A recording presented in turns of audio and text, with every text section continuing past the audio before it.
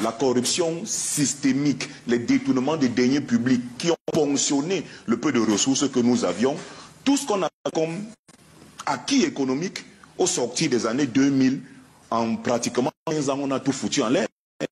On arrive dans une situation aujourd'hui où le pays est exsangue. Il est financièrement en situation extrêmement compliquée. Le Fonds monétaire international et la Banque mondiale sont revenus avec force pour nous imposer un certain nombre de réformes, parce que mauvais gestionnaire que nous sommes, on a été dans l'incapacité de faire quelque chose, des réformes parfois intéressantes qui ont été faites au sortir des années 2000. La situation est donc celle d'aujourd'hui d'une économie qui est totalement en récession.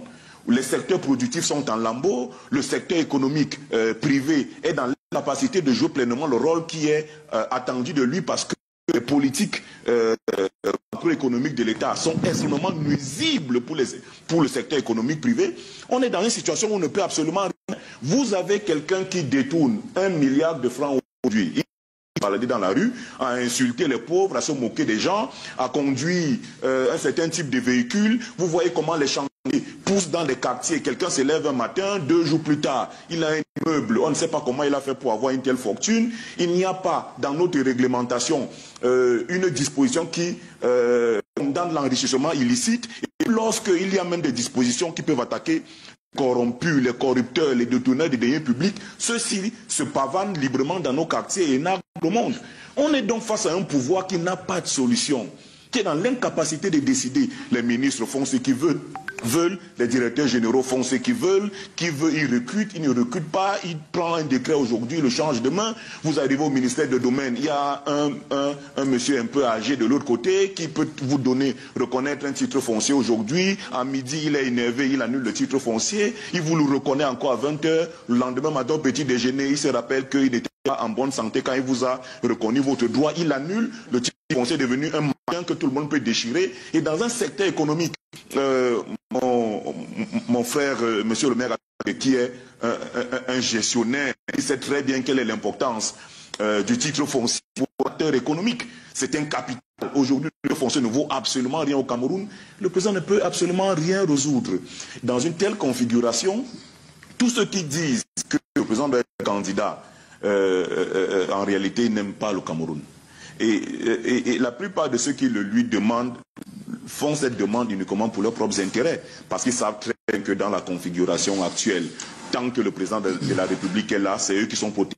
Ils ne disent pas parce qu'ils aiment le président, ils ne sont pas soucieux de son héritage, parce qu'en réalité, la situation dans laquelle nous sommes aujourd'hui, on doit se demander les fameuses questions que le président avait posées en son temps. Quel Cameroun voulons-nous pour nos enfants? Et donc, quand on pose cette question, je voudrais sortir par là. Il est clair que le président n'a pas de réponse aujourd'hui à la situation. Quel Cameroun voulons-nous laisser pour nos enfants? Pas de réponse. Vous avez des gens qui ne sont pas des élus, qui sont au gouvernement, qui ont fait 9 ans, qui ont fait 20 ans pour certains, qui sont là, qui sont illégitimes, qui ne peuvent même pas gagner une élection dans leur propre village. Il n'y a aucun ministre de ce gouvernement qui peut gagner une élection dans son propre village. Si aujourd'hui on disait que pour être ministre de la République, il faut être un élu local, tous seraient battus aux élections dans leur propre village. Vous avez des gens qui sont totalement illégitimes, qui ont créé des divisions dans les villages, qui ont arraché des centaines d'hectares aux populations pauvres, qui ont aggravé les dissensions dans leur communauté, qui sont le président qu'il faut que le président reste candidat, que le président soit éternellement là. C'est des gens qui n'aiment pas le Cameroun. Alors, vous semblez me dire que la solution pourrait venir d'une armée républicaine, si tout est réuni pour que cette armée-là soit non seulement une armée respectée, une armée qui reste fidèle à ses idéologies. En fait, la question n'est pas là. Je dois d'abord dire merci à M. Atemong, monsieur le maire, qui de plus en plus est un écolier du discernement. Parce que je vois... Finalement, vous êtes d'accord avec lui, ça lui cause quelques problèmes. Non, ça lui cause quelques problèmes parce que quand vous entendez ce que le jeune garçon parle là, le gars du Nord, notre frère du Nord là, il a dit quelque chose de fondamental. Tout est réuni entre les mains d'une famille. Et la famille là peut être une famille recomposée. La fonction publique, c'est pour vos enfants. Et ça pose un problème à 2 niveaux. La question de notre rapport à la France. Parce que la solution ne va pas venir en l'air. Quand vous voyez la question de la grève qui a eu lieu en Banjok, à Nkoteng et aussi à Lembeizou, parce que c'est là où la France, à travers cette société, Sosucam, travaille, qui est déjà même une société française avec des associations, une composition avec la société sucrière, la compagnie sucrière française. Donc c'est une société française. Et ce n'est pas aujourd'hui qu'on a vu. On a vu, il y a cela, en 2021, on a vu 3 enfants, 3 jeunes, des frères, qui avaient fait une vidéo. Toujours dans ces choses des Français-là. C'était une société de Hongkam, c'est pas quelque chose comme ça, une société des bananeraies. Ils ont été arrêtés. Je crois qu'il s'appelait Clément Bouba, Clément Bonda et Tembe. Il a été condamné avec ses 2 comparses à 1 an de prison et à 500 000 condamnations expéditives, quoi. En fait, vous voyez les 2 raisons principales de notre assujettissement. D'un côté, nous avons la France, le néocolonialisme, contrairement à M. le maire, ce n'est pas une question de chercher l'équilibre entre le coût du sucre et le coût de production. Non. On a un problème fondamental, c'est que, et Soulé l'a bien martelé, le capitalisme sauvage qui est incarné par la France, et c'est un message qu'envoie la France, gouvernement comme peuple, on ne peut pas continuer encore 5 ans, 10 ans, 20 ans dans cette administration. Et bon, vous allez perdre pied au Cameroun. Alors, Fridolin, oui. Parce que nous n'avons plus malheureusement beaucoup de temps sur cette thématique. On a fait un premier diagnostic. Mais je ne vais pas parler sur ça. Hein, je vais continuer quelques minutes. Non, justement, vous allez continuer, mais je voulais quand même vous ramener déjà aux solutions, parce que vous êtes encore revenu en arrière. Non, la solution, je m'achemine vers ça. Non, il y a 2 solutions. Il faut se départir du néocolonialisme. Je vais arriver, c'est cohérent ce que je suis en train de dire. Il faut se départir du néocolonialisme parce que notre problème, c'est le régime. Et ce régime est enraciné dans l'esprit colonial qui perdure et qui est entretenu. Quand vous voyez, la France vient de nommer, a nommé récemment un général. Comme ambassadeur. Comme ambassadeur. Pour vous, ne croyez pas que c'est anodin. On revient au régime de 1916. Il faut que la France fasse tout pour ne même pas songer, pas perdre, pour ne pas songer partir du Cameroun. Et c'est cet esprit de son meilleur élève, qui est Biya, qui est en train de pourrir notre environnement. Je vais parler de la tout à l'heure dans la question de la jeunesse. Mais la question que je vais soulever ici, en termes de réponse, c'est que quelle est la possibilité qu'on ait même une refondation d'un État dans cette administration-là? Ce n'est pas possible. En l'État, et je suis d'accord avec mon frère, si au niveau 1 de notre éducation, tout est fait pour entretenir une école moyenâgeuse qui n'enseigne que la répétition de ce que le maître Colomb a laissé. On n'a pas de réforme de l'université, on n'a pas de réforme de l'école, on n'a aucune réforme. Vous voulez qu'on avance comment? Si au niveau de l'engagement même citoyen, vous voyez le nombre de bars qui est créé là, le nombre d'églises, le nombre de jeux de hasard, le pari foot, tout ce que vous voyez là. Vous voyez le nombre de prêtres, de pasteurs qui naissent, des églises qui naissent tous les jours. Vous voyez le nombre de gens qui sont cooptés dans les sectes. Si notre éducation, donc, en dehors de la réforme de l'école en général, si notre éducation, l'éducation citoyenne de chacun de nous, si on est tous versés comme ça dans la distraction, on va évoluer comment? Si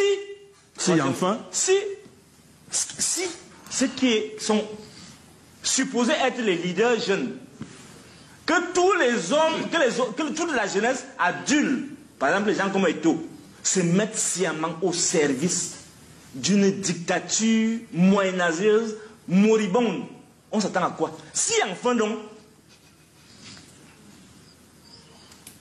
nous tous qui sommes ici, nous n'incarnons pas par une exemplarité républicaine le sacrifice de soi, l'exemplarité en termes d'engagement.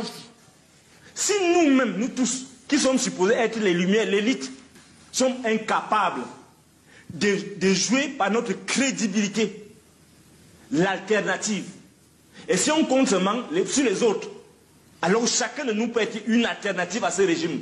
Où va-t-on dans ces conditions? Alors, Jean-Baptiste Temengue, visiblement, votre leader charismatique ne pourra rien apporter pour les populations en 2025.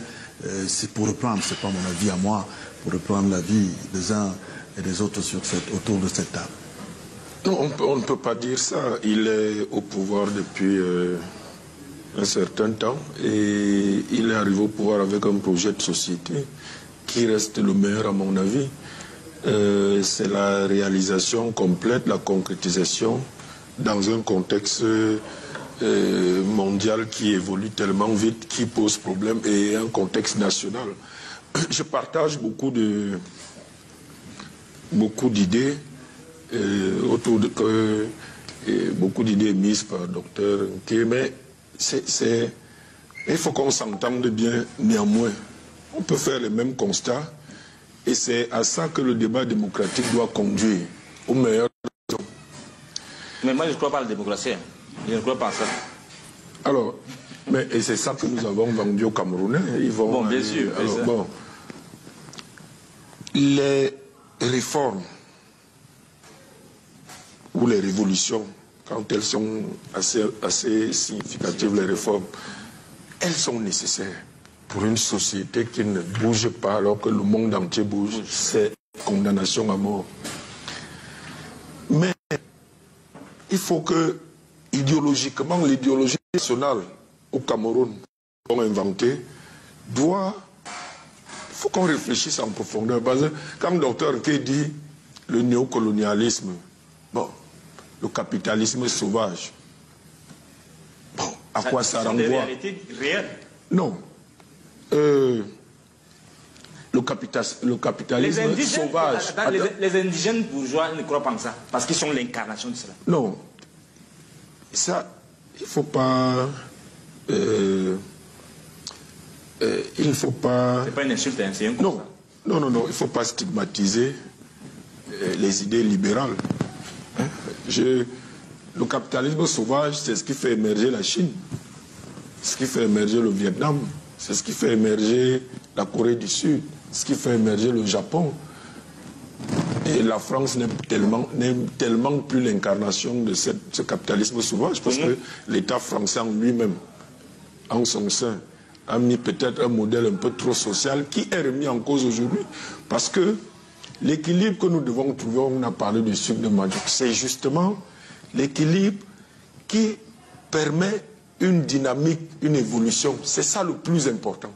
C'est ça le plus important. À un instant T, à l'instant T, vous aurez toujours ces constats. Si vous êtes d'obédience révolutionnaire communiste, vous allez, avec ces constats, vous allez soulever des foules, vous allez dire tellement il y a des injustices, tellement... Mais c'est à l'instant T. Le problème, c'est la dynamique. Nous voulons émerger. Pour émerger, il faut rapatrier progressivement la valeur ajoutée. Et pour qu'on ait cette valeur ajoutée dans l'économie mondiale, pour notre économie nationale, il faut des réformes, il faut organiser pour que le système éducatif le permette, pour que la politique fiscale permette au secteur privé, qui est seul capable de produire ces richesses, le fasse. Mais si il y a l'évasion fiscale, on fait comment? Avec les sociétés françaises, que la réforme de l'État, oui. Le capitalisme, il est le capitalisme. Vous allez toujours le qualifier de sauvage, mais il a ses règles. Mais que la réforme, que l'État, qu'on s'entende sur quel État peut accompagner, quel appareil d'État peut accompagner, il est tout à fait évident et on est d'accord dessus.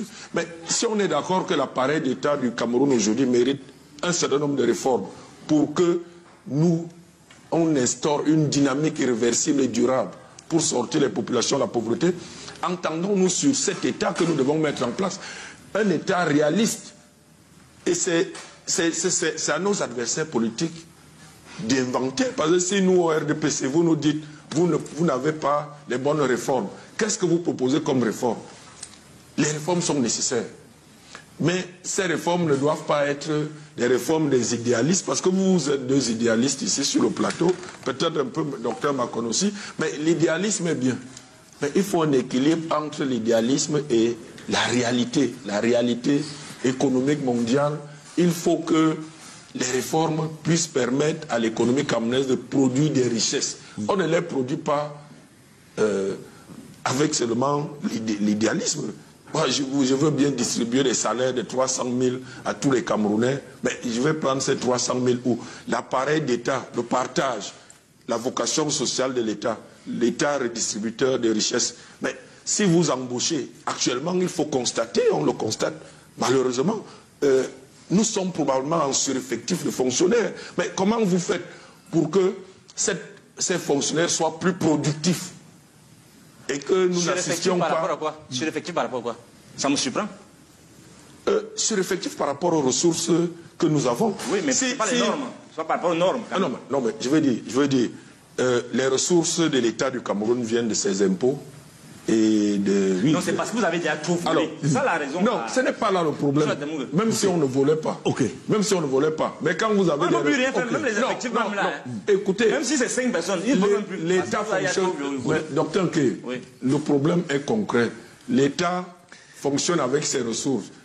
Vous avez actuellement, elles sont de 4 000 vous avez milliards. tué l'État. Les ressources propres, elles sont de 4 000 milliards. Vous avez déjà tué Qu'est-ce qu'on peut faire avec 4 000 milliards? En 10 secondes. Et comment les répartir entre les investissements et le fonctionnement de l'État? J'estime que, actuellement, avec ces ressources, il faut reformater l'État. Nous avons une réforme de la décentralisation. L'État central ne peut pas rester statique. Il faut réformer. Il faut que le secteur public soit plus productif. Il y a un ensemble de choses. Il faut. Vous allez permettre quand même. Ça fait 42 ans. Jean-Baptiste, soyons d'accord. Ça fait 42 ans. Il faut 42 ans pour faire le il faut. Mais dites aussi ce qu'il faut faire. Ok, merci, cher monsieur. C'est même dans les livres comme ça. Merci. Est-ce que vous lisez même d'abord? Vous ne lisez pas? D'accord, merci. Donc moi tu fais ça, man, lit. D'accord, merci, cher monsieur. Et brime plus de 90% de la population. Ce sont les chiffres qui sont donnés par l'INS. Là, au moment où j'entre dans votre plateau, je relisais une du journal de l'économie, publiée, je pense, jeudi dernier ou vendredi, qui s'interrogeait, ces jeunes, pourquoi les jeunes fuient? La une est disponible, pour ceux qui font la revue de la presse, la une est encore disponible sur Internet, c'était, je pense, jeudi ou vendredi. Pourquoi les jeunes fuient le Cameroun? Au moment où nous entrons dans votre studio Bouba, il faut vous référer aux chiffres de l'Organisation internationale pour les migrations, qui révèle qu'entre 2020 et 2025, le Cameroun a perdu des millions de diplômés. Même si effectivement on peut questionner la qualité de la formation au Cameroun, qui est devenue une formation très en dessous du niveau auquel on pouvait s'attendre, on peut me répondre que le niveau général, même dans de nombreux pays, est en baisse, mais il faut se comparer à ceux qui font bien. Même si on peut questionner le niveau de formation, d'éducation de nos jeunes, il est constant que le Cameroun est en train de perdre une bonne partie de sa ressource et sa force de production.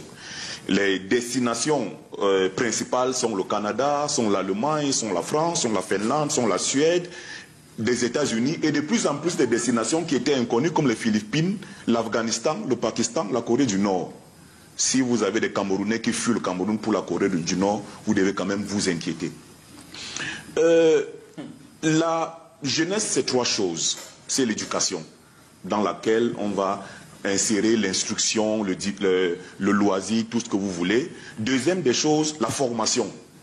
La troisième des choses, c'est l'insertion. Voilà les 3 préoccupations de la jeunesse. Mais quand on dit éducation, quel est le niveau de l'éducation, la qualité de l'éducation aujourd'hui? Fridolin revenait sur notre école qui est totalement anachronique. Un système de formation désuet, avec des unités d'enseignement qui sont totalement dépassées, qui ne sont pas aujourd'hui à la hauteur de notre ambition de développement, parce qu'en réalité, une offre de formation au niveau scolaire, au niveau secondaire, au niveau universitaire, doit être en conformité avec la vision de développement, parce qu'en réalité, c'est là qu'on puise les ressources qui vont alimenter la machine du développement. Mais on a un système éducatif totalement anachronique avec des modalités de formation totalement dépassées. On a finalement retrouvé cette une, l'économie, grâce à la dextérité de notre réalisateur Thierry Camteau. Qui doit être félicité pour sa proactivité. Et ça, c'est pas moi qui le dis. La même semaine, je pense que ça devait être lundi ou mardi, le jour, a fait la liste de 1250 environ enseignants du secondaire qui ont fui le Cameroun en une année. Voilà la réalité. Et donc, en réalité, on doit rebaptiser le 11 février 2025 journée de l'exil de la jeunesse camerounaise. Journée de l'exil. Journée de l'exil de la jeunesse camerounaise. Ce sont les faits. Ce n'est pas moi qui le dis, Bouba. La presse se fait l'écho. Ce n'est pas une que j'ai proposée. Voilà la situation de notre pays. Une jeunesse qui ne rêve plus. Et tout à l'heure, monsieur le maire Atemengue vous sortez par là. Revenait sur ce drame. Et il le disait avec beaucoup de justesse. Peut-être le plus grave aujourd'hui dans la situation de notre pays, c'est que notre jeunesse ne rêve plus. Et si vous avez une jeunesse qui ne rêve plus et qui a pour seul rêve fuir le pays, vous êtes en réalité une société qui est condamnée. La situation de notre pays est extrêmement grave aujourd'hui. Nous sommes dans une société en totale dispersion, délabrement et décrépitude, où nous n'arrivons plus à convaincre nos jeunes que l'avenir c'est ici. Il faut s'interroger. Alors, une jeunesse qui ne rêve plus et à craindre sous les. Je voudrais dire que quand j'ai écouté M. Akolo parler tout à l'heure, je prenais des notes. Il n'a pas été là à la première partie de l'émission, mais je ne sais pas s'il a vu les clichés, d'indiscipline, les clichés de révolte, de tout ce qu'on a montré. Ce sont les signes visibles. Je dis bien les signes visibles de l'émancipation d'une population au creux de la vague, d'une population qui ne respecte plus la puissance publique, donc une population qui est prête aujourd'hui à aller à l'affrontement à visage découvert. Et vous venez de nous confirmer en vous écoutant que le renouveau en général est devenu un moteur à essence, n'est-ce pas, d'une voiture qui ronfle sur place, produit la fumée toxique et ne bouge pas. Vous savez, quand je prends une des choses, vous dites qu'il y a des centres qui sont créés dans les arrondissements. Avant de venir ici, j'en ai visité 4 ou 5. J'ai appelé 3 ou 4. Il n'y a pas de moyens. Les jeunes viennent 1 ou 2 fois. Ils ne trouvent pas de moyens. Il n'y a même pas de commodité d'usage, c'est-à-dire une table, des chaises pour s'asseoir. Tout reste à Yaoundé. Il y a une forte centralisation qui fait que les jeunes s'ennuient et comme ils ne peuvent avoir accès à rien, ils vont dans la dispersion. D'accord? Donc ça c'est ce que vous dites là. On aurait pu s'attendre à ce que ça soit vrai. Maintenant, vous-même, vous faites 7 ans sur place. Ça veut dire que votre profil de carrière n'a pas de sens. Ça dit que ça nous montre effectivement que le renouveau est le moteur qui ronfle sur place. Comment vous pouvez faire 7 ans? Ça vient nous aider à comprendre que... Est-ce qu'il est le seul à faire 7 ans? Il y en a qui font même 10 ans, qui font même 15 ans. Pourquoi vous vous plaignez à sa place ici? Je ne me plains pas. Un fonctionnaire va en mission et tant que votre mission n'est pas achevée, c'est votre hiérarchie qui sait comment on vous utilise. Vous voyez bien que lui ne s'en plaint pas. Je ne m'en plains pas du tout. Voilà. Monsieur Bouba. Non, je corrobore juste seulement à la preuve, puisque de la parole à l'acte, il confirme exactement. Il est poli. Ça ne vous empêche pas. Ça vous empêche pas de poursuivre votre argumentaire. Je vous arrête pas dans vous votre savez qu'on ne peut argumentaire. pas créer le brutal. Vous n'aimez pas ça. Pas de brutal à l'antenne. Vous parlez et vous donnez la parole. D'accord. Vous dites que ce n'est pas lui particulièrement. Et vous faites bien de me dire qu'il y en a qui font 15, 5 ans, 20 ans. Ça veut simplement dire que le système de gestion de ressources humaines par le président Biya, depuis au moins 3 ou 4 décennies, est rouillé. Parce que, si vous avez remarqué, même quand on change un ministre, un DG, on va chercher dans ceux qui ont été longtemps aux affaires.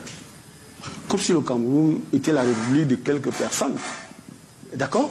Au détriment de la jeunesse, ce que vous voulez dire. Forcément, j'y viens.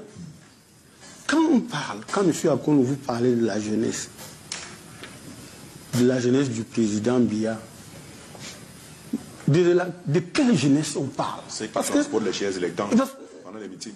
Mieux encore, M. Biya est arrivé aux affaires en 1962. Il avait 29 ans. Est-ce que par ces temps que vous pouvez me donner des jeunes entre 25, 30, 35 ans qui connaissent une bonne promotion? Il n'y en a pas. Or, à l'époque, on a connu des personnes comme Kodok, féministe, Dakole Daïsala, qui a dirigé la structure qu'il avait peut-être 23 ans. Et les Pierres qui étaient ministres à 26 ans. Qui est toujours ministre. Donc, vous avez une situation de monopole des vieillards et des vieux qui ont confisqué, n'est-ce pas, la circulation des compétences. Il y a une gestion malsaine de la compétition. Il y a de l'arbitraire dans les arbitrages.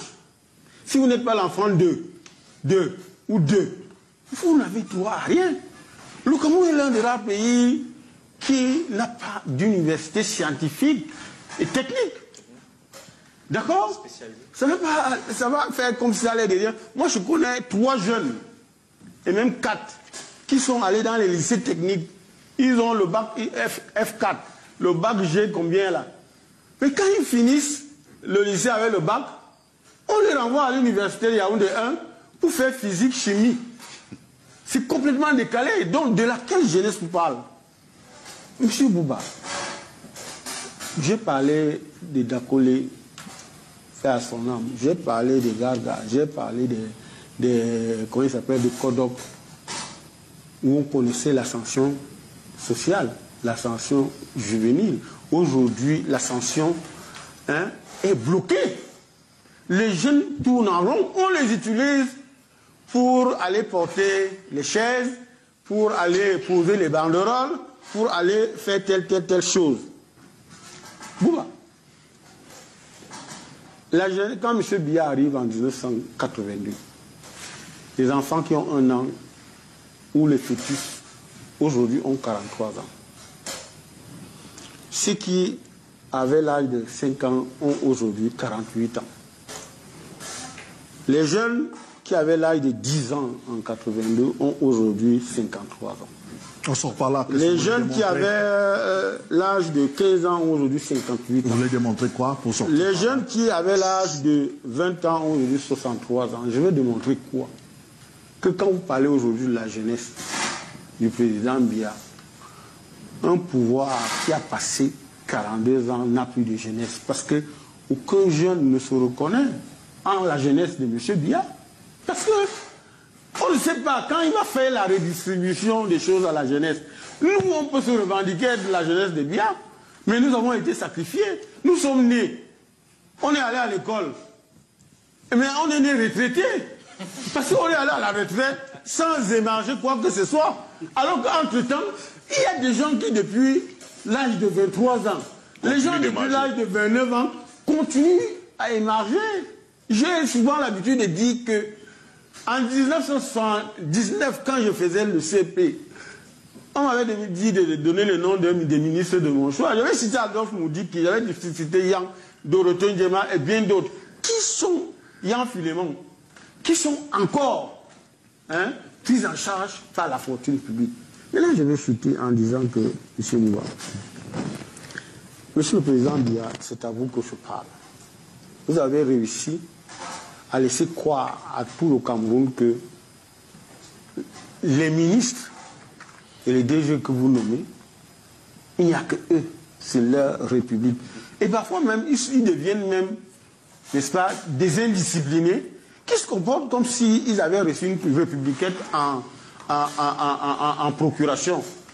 Et ils le font, n'est-ce pas, au vu et su de tout le monde, sachant que le grand Dieu que M. le Président Biya est complètement lessivé. Alors, il a perdu le contrôle il est impuissant et même absent. Okay, donc Bouba, je continue de dire qu'aujourd'hui... Non, ça va, je crois que... Aujourd'hui, vous êtes maintenant l'invité précis de cette thématique. Aujourd'hui, il faut arrêter avec ce management indigeste. Ok, d'accord.